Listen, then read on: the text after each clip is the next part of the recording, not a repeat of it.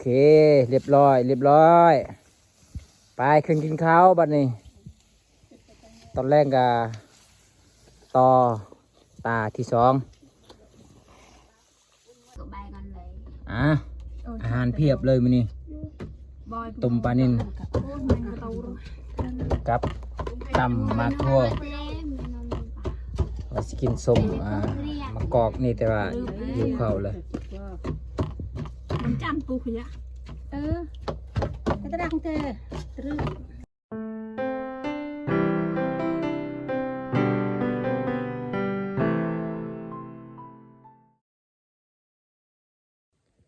เอากราบทักทายสบายดีเด้อพ่อแม่พี่น้องหมดทุกคนเนาะมื้อนี้ก็อยู่กับบอกคอนคือเก่าพี่น้องเอ้ยมื้อนี้บอกคอนสิพาพ่อแม่พี่น้องมาเกี่ยวข้าวพี่น้องเอ้ยเกี่ยวข้าวนาเนาะนาของแม่เขาบอกแม่ของบอกคอนพี่น้องเอ้ยเริ่มสุกแล้วเนาะก็เลยพากันมาเกี่ยวข้าวเนาะนี่เนาะว่ามื้อนี้ก็แดดแน่2-3 มื้อก่อนนี่ก็ฝนตกตลอดพี่น้องเอ้ยวันนี้แดดก็เลยพากันมาเกี่ยวข้าวเนาะนี่ข้าวนาของบ่อคอนเบื้องเทิงนี่ยังบ่สุกพี่น้องเบื้องเทิงนี่แมนเป็นนาของบ่อคอนเนาะของบ่อคอนเองเลยนี่เบื้องนี่ข้าวนี่โอ้มีแต่บนนี้แหละงามๆนี่กายนั่นแหละโอ้แล้วโบเป็นตาพี่น้องเอ้ยจะได้กินข้าวใหม่น้ำหมูอยู่บ่แบบนี้นะเบิ่งนะโอ้แล้วเลยแบบนี้หน้าของบุคคล2 ตาพี่น้องเอ้ยนี่กับตัวนี้เนาะนี่ตอนนี้แมนยังบกเกี่ยวเนาะหน้าของบุคคลนี่ยังเกี่ยวเข้าแม่พี่น้องเอ้ยเข้าแม่ของบุคคลเนาะเพราะว่าเขาอีลุ่มพุ่นแมนสุกแล้วเนาะเข้าแม่ของบุคคลเนาะ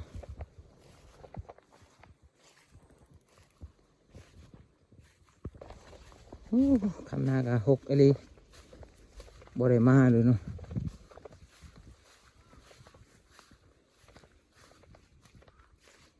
ตั้งแต่ฝนตกนี่บ่ได้มาเลยก็เลย6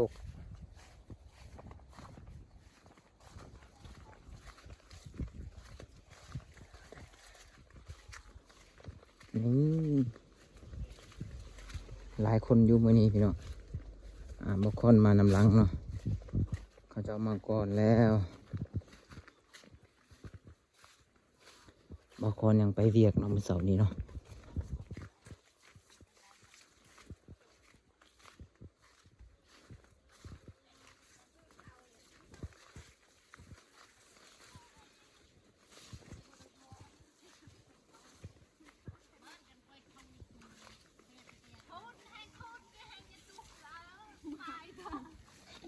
เอายาว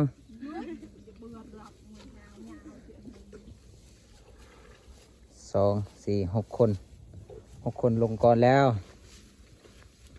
ไปแต่เสาร์นี่ก็ยังบ่แล้วเนาะ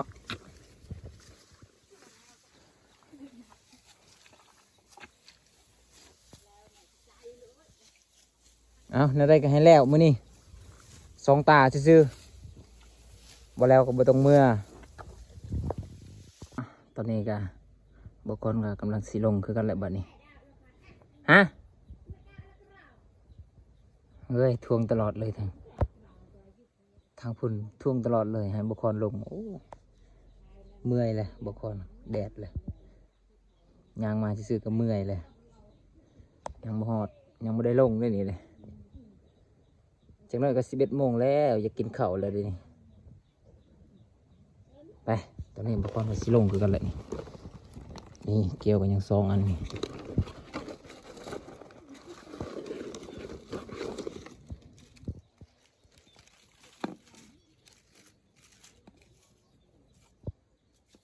ไปบัดนี้โอ้นี่ก็บุกเข้าใช่ไหมบ่ได้รับมันซ้ำโอ้แดดแล้วเริ่มแดดแล้วเมื่อวานนี้ฝนตกมื้อนี้แดด พี่น้องลงน้ำกันบัดนี้ เนี่ยก็นายจาลูกเอาอันนี้เดี๋ยวเนี่ยช่างเดือดไป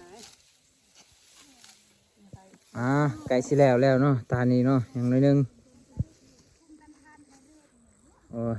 บ่ไหวแล้วแดดเอเลย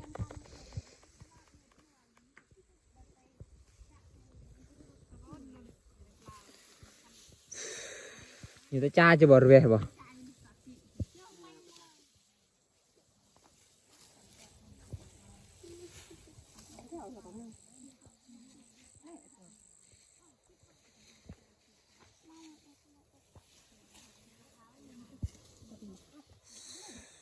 แดดพี่น้องบ่รอดแล้วจนจะเป็นลมแล้วนี่ไก่สิแล้วเลยยังน้อยหนึงเมื่อยเลยตอนนี้เขามาอยู่ข้างห่มแล้วข้างแดดพุ่นบ่ไหวแล้วพูนหลายคนอยู่เนาะวันนี้เนาะ6 คน7 คนก็เลยได้ไว้ในน้อยหนึงวันนี้เนาะนี่ก็ประมาณ10 โมง11 โมงนี่แหละแล้วนี่ก็ขึ้นกินข้าวก่อน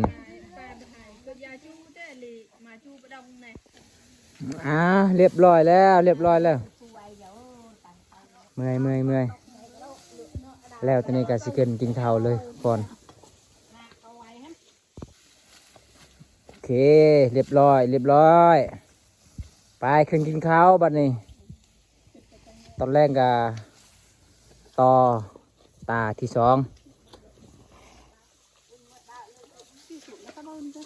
ขึ้นกินข้าวกินน้ำแล้วบัดนี้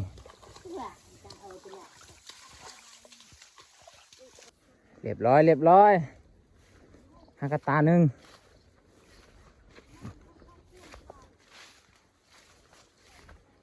กินข้าวก่อนพี่น้องเอ้ยหิวข้าวแล้วได้11 โมงปลายแล้ว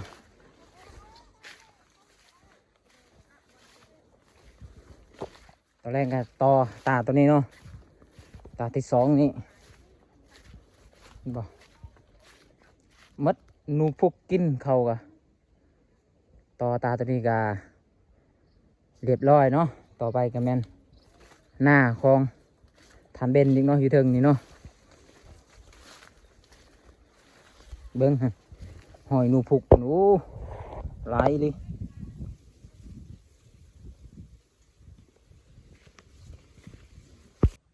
มาพี่น้องมาก่อนสิเลิกกินข้าวเนาะบางคนก็ได้มาเก็บมากอกก่อนพี่น้องเอ้ยนี่เห็นบ่เก็บมากอกกินส้มเนาะกินส้มแล้วก็กินเมี่ยงพี่น้องเอ้ยมากอกนี่มากอกล้นเนาะโอ้ยมากอกกระล้นโบราณซ้ำพี่น้องนี่มีแต่3 หน่วยนี่มันยังบ่ล้นเนาะโอ้หลายอยู่แต่มันยังบ่ล้นมันยังบ่สุกเนาะเอาบ่ได้แล้วบัดนี้อย่าแล้วพี่น้องเอ้ยมีแต่3 หน่วยซื่อๆกินแต่3 หน่วยนี่ซื่อๆแหละพักผ่อนแล้วกำลังทำอาหารการกินมีมักทั่วกำลังตำมักทั่วเนาะนี่เสพใหญ่เสพมาจากไทยแลนด์เบิ่งตีนเสพมันไม่ได้ละเนี่ยอัมบุรีเขาจะอยากงานเอาลูกเล็กอยากเรียนเขาอยากทำงานจะลากว่าตาทำไปเนี่ยที่มาขนาดจะอยากทำงานกันได้ก็แพ้เนี่ยมันยังแพ้ น่าเบื่ออะไรอย่าเป่าประวิลมาเนี่ยอยากมาตะเลิกยังไงเดี๋ยว ก็ใบกันเลย อาหารเพียบเลยมื้อนี้ต้มปลานิ่นกับตำมากทั่วว่าสิกินส้มมะกอกนี่แต่ว่าหิวข้าวเลย มันจำปูขยะกระดังเธอตรึถ้าเจอที่ไหนปุ๊บเลยตรึปลาตะโจ nó đặt con rị sờ chứ bù chưa đời dạy chỉ chưa hết là nữa áo bằng chẳng này chứ ăn chúng mới chưa ăn đi từ lúc ấy giao cả bù là cho nó bù แปะชิมไป liên liên liên ชิม chim vô cho bằng nâu đây เนื้อจบเป็นนัวป่ะ ăn hòn chả chim thế này chim này tiệt bời tiệt tiêu tao tao เกี๊ยวบอย kia bằng nô tiệt nâu อ้าว tiệt bời เกี๊ยวบอยไปtiệt bá เฮ้ยหิวแล้ว buông giữa bàn làm kìa lại thôi bên ở cái si đông si phượt là đâu như là bờ này xì đúng chị đông này bán nó khó đói các bạn ra đôi dâu hiên มากินข้าวนำกันบัดนี้ เด้อ rồi mà kìa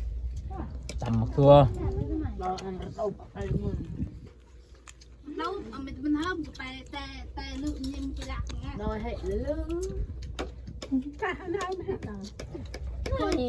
tay tay ví dụ khi mà qua mùng bà là เสียบหลาย ngày ra thìแต่สังขาร อ่ะหลังจากกินข้าวกินน้ำแล้วก็พากันลงเกี่ยวข้าวต่อเนาะพี่น้องเนาะตอนนี้เขาเจ้าพากันลงแล้วเนาะเพราะว่าประมาณบ่มีโมงแต่ก็เบิ่งมือเนาะประมาณ1 โมงนี่แหละพี่น้องเอ้ยตอนนี้บ่ค่อนแม่นสิจับตอกเนาะพี่น้องเนาะเพราะว่าตอกมัดเข่าบ่พอเนาะอย่างเรือน้อยหนึ่งสิเบิดแล้วบางคนก็เลยอยู่จับตอกก่อนพี่น้องนี่จับตอกบ่เป็นซ้ำเนาะแต่จำเป็นพี่น้องเอ้ยจำเป็นก็เลยจักมั่วพอได้มัดสัวขาวเนาะนี่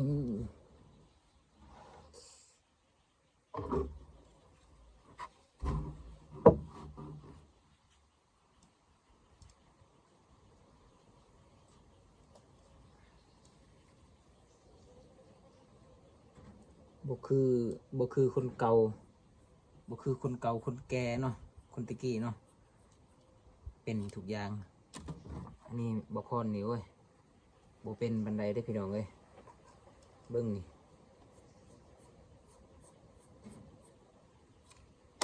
บางไปบางมาอยู่นี่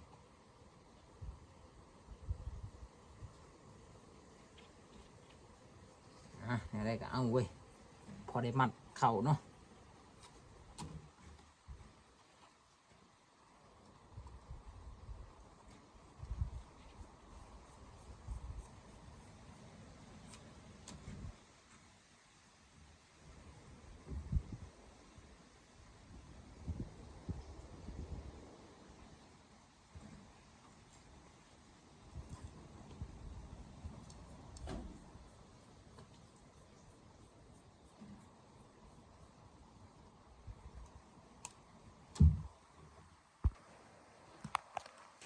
ตอนนี้ก็บางคนก็จักตอกเรียบร้อยแล้วเนาะนี่ได้มัดหนึงพี่น้องพอได้เกี่ยวเข่าเนาะพอได้มัดเข่าพี่น้องเลยนี่กำลังไปเกี่ยวเข่าต่อบัดนี้ตอนนี้ก็เริ่มต่อพี่น้องอะไรกะวัดสิแล้ววันนี้บ่ตอนนี้ก็2 โมงแล้วหากระได้น้อยเดียวนี่พุ่นหากระลงเกลียวเบิ่งพุ่นพี่น้องน่าจะบ่แล้วและตานี้มื้อนี้เนาะ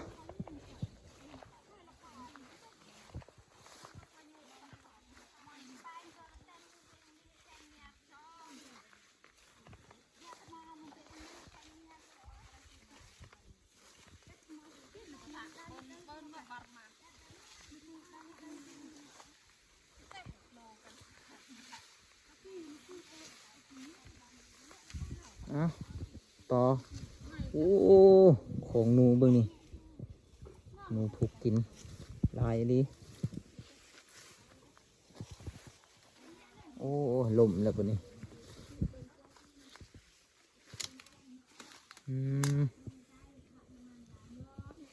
สิเฮ็ดในได้บัดนี้สิลงทางไหนบัดนี้เขาลงมาแต่พุ่นได้เขาเลย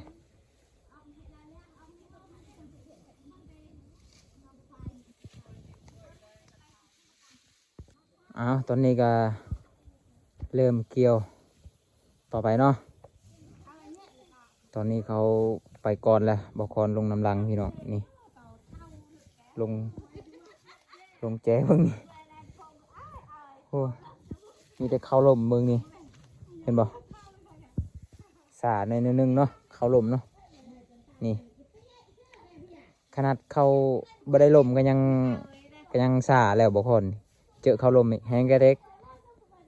โอ้ยพี่น้องเอ้ยลงน้อยเดียวซื่อๆแต่ว่าทั้งพุ่นตอกบ่พออีกแล้วเนาะตอนนี้บ่ค่อนกับสิไปจักตอกอีกแล้วเนาะบัดนี้เนาะโอ้ยลงน้อยเดียวซื่อๆจักให้มันหลายกินนี่ก็ดีแล้วเด้นี่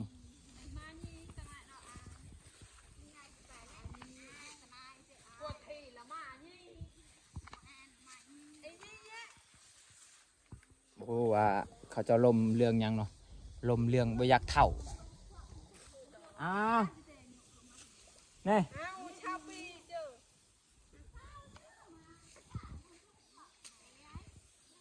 เนี่ยฉันงัดเพลงกี่เพลงขี้คันเท่าไปะเลยเนี่ยขึ้นไปจักตอกก่อนบัดนี้ตอกมัดเข่าบ่พออีกแล้วน่าจะบ่แล้วและตานี่มือนี่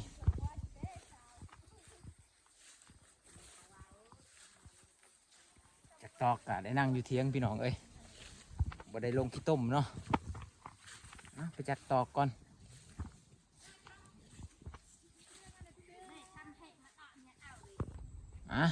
พี่น้องตอนนี้บ่ค่อนก็ได้ไปตัดไม้บงมาเฮ็ดตอกอีกแล้วเนาะเพราะว่าตอกบ่พอพี่น้องเอ้ยนี่โอเคเนาะสำหรับคลิปนี้บ่ค่อนก็สิขอจบเพียงเท่านี้ก่อนพี่น้องเอ้ยเพราะว่าบางทีมันก็ยาวแล้วเนาะคลิปกันเนาะบ่ค่อนก็เด็กโทรศัพท์ก็สิเบิดแล้วเนาะแล้วก็บ่ค่อนก็สิจบคลิปเพียงเท่านี้แล้วก็บ่ค่อนสิจักตอกต่อเนาะโอเคเนาะฝากกดไลค์กดแชร์กันหน่อยเด้อโอเคบายบายเจอกันคลิปใหม่เนาะคลิปหน้าเนาะ